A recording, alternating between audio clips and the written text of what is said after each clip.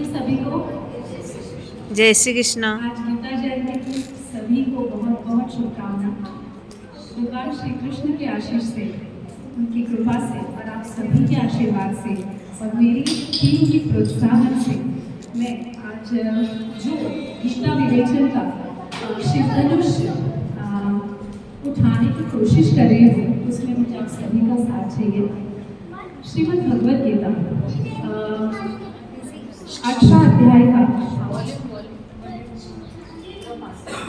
अध्याय का संपूर्ण 700 श्लोकों से परिपूर्ण और तकरीबन 5 से 5,500 हजार वर्ष पूर्व कही गई भगवान साक्षात श्री कृष्ण के मुखारविंद से कही गई श्रीमद् भगवद गीता, जिसमें श्लोक तो है लेकिन इनका मंत्र की तरह उच्चारण किया जाता है। श्लोक होने के बावजूद इसे मंत्र क्यों कहते हैं आप सभी जानते हैं, क्योंकि ये भगवान श्री कृष्ण के मुखारविंद से आए हैं। जो श्लोक भगवान के मुख से आते हैं वो मंत्र बन जाते हैं। श्रीमद् भगवद गीता जब मैं बहुत बचपन से पढ़ती हूँ, लेकिन एक सवाल हमेशा मन में आता था कि भगवद गीता भगवान ने कुरुक्षेत्र में क्यों कही होगी। कुरुक्षेत्र जैसा युद्ध मैदान जहाँ पे दोनों सैन्य तैयार थे, फिर भगवान ने क्यों कही।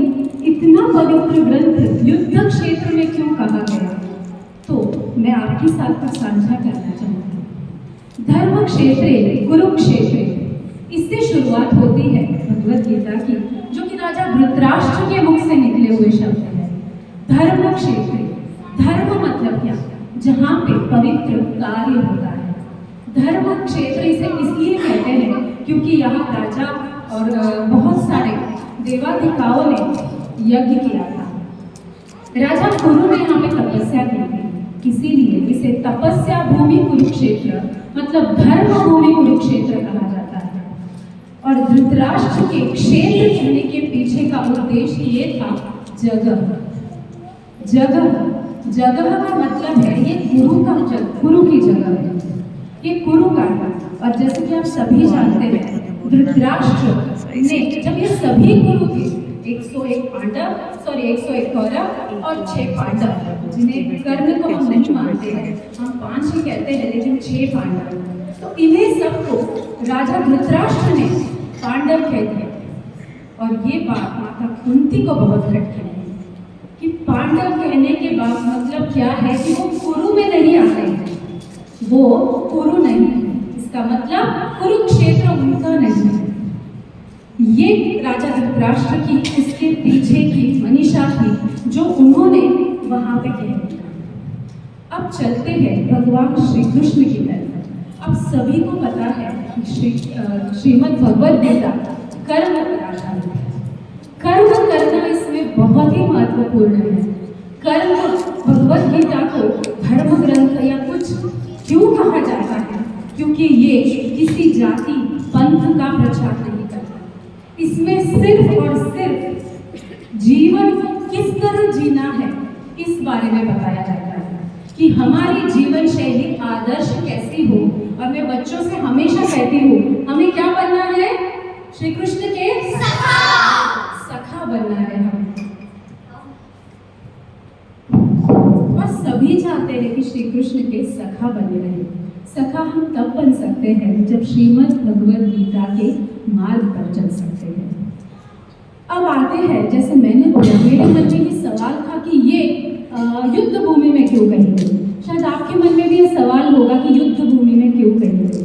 भगवान श्री कृष्ण लीलाधर है, माधव है वो, और उन्हें पता है जगत कल्याण के लिए क्या और कब करना है। तो भगवान की हर लीला के पीछे कुछ ना कुछ कारण जरूर है। तो जानते हैं हम कि क्यों कही है युद्ध भूमि। कुछ लोग सोचते हैं कि अर्जुन से युद्ध करवाने के लिए भगवान ने श्रीमद् भगवद गीता कही है। ऐसा नहीं है। भगवान शांति प्रिय है, प्रेम का प्रचार करते हैं। भगवान युद्ध क्यों करवाना चाहेंगे।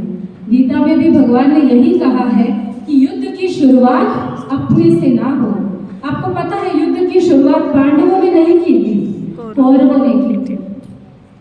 अब जब दुर्योधन ने साफ साफ कह दिया कि सुई के नोक जितनी भी जमीन पांडवों को नहीं मिलेगी, पांडव तो योद्धा ठहरे, अपने हक के लिए खड़े हो गए, अर्जुन भी पांडवों के साथ, तो युद्ध पांडव बंधु करवाना चाहते थे। इसीलिए तो वो युद्ध क्षेत्र में अर्जुन और अपने शस्त्र अस्त्रों से सज्जित आए थे। अपना गांडीव लेकर अर्जुन भी खड़े हो गए थे और उन्होंने भगवान श्री कृष्ण को बुलवाया। उन्होंने कहा था कृष्ण को आने के लिए। अब सोचते हैं युद्ध की शुरुआत ही कैसे हुई, भगवान रोक क्यों नहीं पाए। बहुत लोगों के मन में है, जो गीता पे टीका करते हैं, उनके बहुत जनों के मन में सवाल है कि भगवान श्री कृष्ण रोक सकते थे, उन्होंने क्यों नहीं रुकवाया युद्ध। भगवान कर्म का फल देते हैं, अपनी तरफ से भगवान किसी को कुछ नहीं देते, ना लेते हैं ना देते हैं। भगवान सिर्फ आपके ही कर्मों पे आपसे देते हैं, आपको देते हैं। भगवान कृष्ण को जब युद्ध के लिए बुलाया गया, भगवान दुर्योधन कौरव सेना के पास संधि प्रस्ताव लेके गए, लेकिन उन्होंने मना करके भगवान को बंदी बनाना चाहा। ये बात फिर से माता कुंती को गौर करती।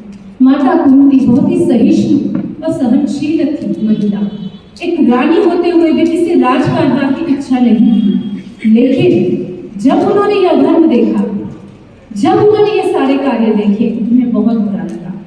उन्होंने कहा, भाई बंधु भले ही लड़े मरे, लेकिन द्रौपदी का वस्त्र हरण गलत था।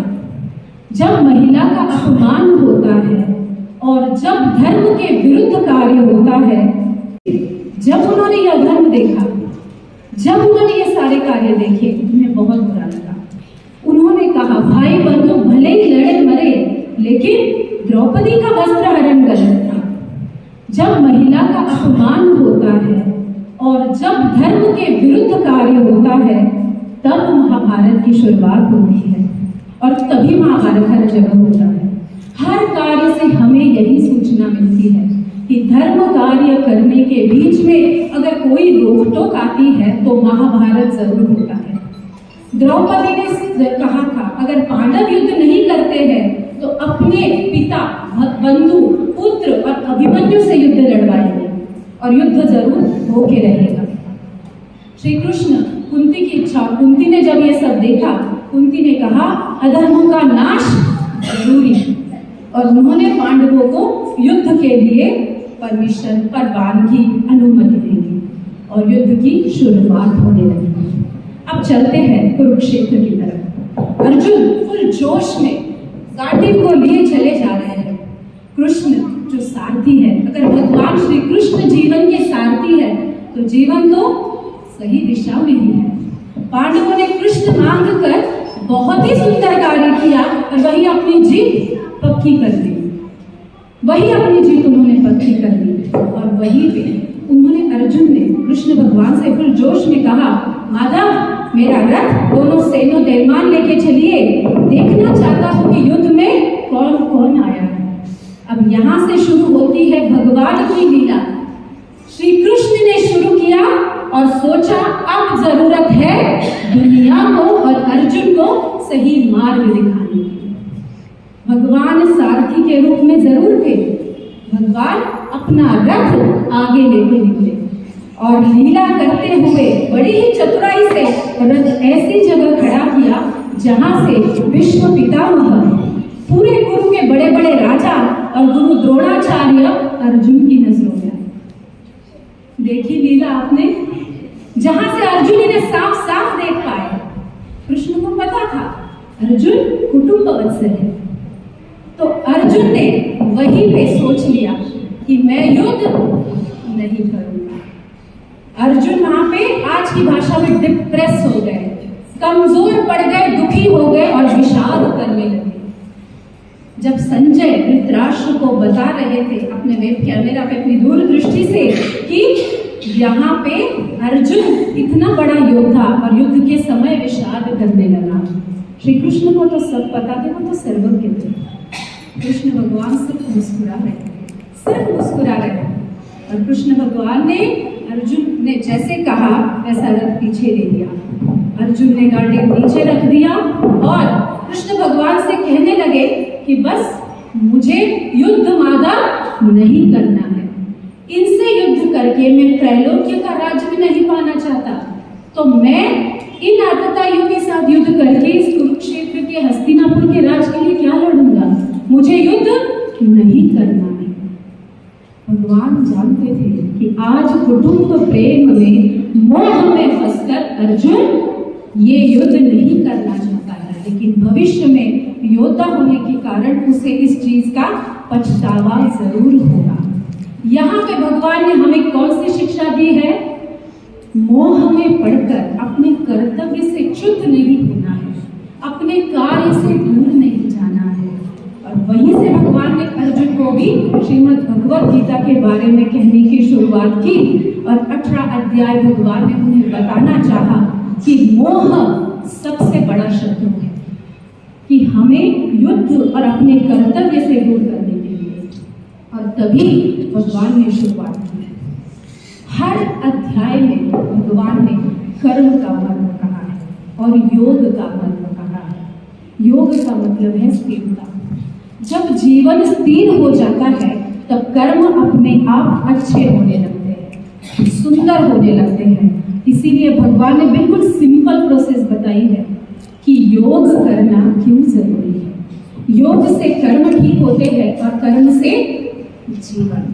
तो भगवान श्रीमद् भगवद गीता में कर्म का महत्व बताते हैं और धर्म की कर्म है। श्रीमद् भगवद गीता के अनुसार धर्म कुछ और नहीं, धर्म किसी और चीज से नहीं, तो अपने वर्तमान समय का कर्तव्य कर्म है। जिस धर्म को हम अलग दिशा में मोड़ कर ले जाकर जो हम लोगों ने जो गलत कार्य शुरू किया है, भगवान श्री कृष्ण एक ही कहते हैं, वर्तमान समय का जो कर्म है, जो भी कर्म है आपका, वो कर्म ही हमारा धर्म है और उसे ही हमें मानना है। जब हम धर्म के मार्ग पर चलते हैं तो जैसे बच्चे कहते हैं, हम श्री कृष्ण के प्रिय और उनके सखा बनते हैं और उनका आशीर्वाद पाते हैं। तो श्रीमद् भगवद गीता हमें बहुत कुछ सिखाती है, बहुत सिंपल तरीके से सिखाती है। इसीलिए उसे सिर्फ भारत में नहीं तो पूरे विश्व में, पूरे त्रैलोक्य में मान्यता है। तो मैं आप सभी से निवेदन करूंगी कि श्रीमद् भगवद गीता सिर्फ पढ़े नहीं, समझे नहीं, तो अपने जीवन में उतारने की कोशिश करें, क्योंकि जब कोशिश करोगे साक्षात भगवान कृष्ण आपके पास होंगे। इसी के साथ मैं अपने विवेचन की जो शिव धनुष में